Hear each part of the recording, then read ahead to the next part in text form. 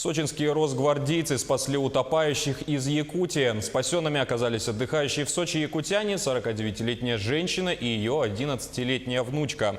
Как выяснилось, она подошла к берегозащищенному укреплению и, не удержавшись, соскользнула в воду. Бабушка, не умеющая плавать, предприняла попытку вытащить ребенка, но также оказалась в воде. В ответ на свои действия Росгвардия получила письменную благодарность от сына потерпевшей. Также рассматривают вопрос о поощрении военнослужащих. Когда я вышел к калитке, увидел, что тонут люди, я, не задумываясь, побежал на помощь.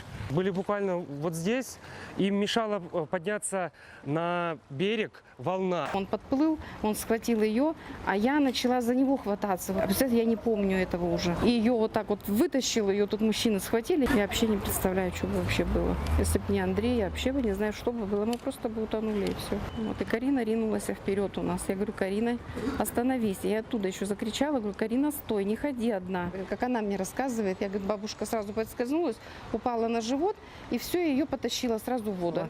И вот точно так же я соскользнула, упала, и меня как будто волной, знаете, вот прям подкинула меня вверх. Я уже все, руки опустила, и я думала, мне бы ее вот выбросить бы оттуда, как-то помочь. Потому что я ее пыталась ее взять и вытащить сюда, а сама-то не умею уже плавать.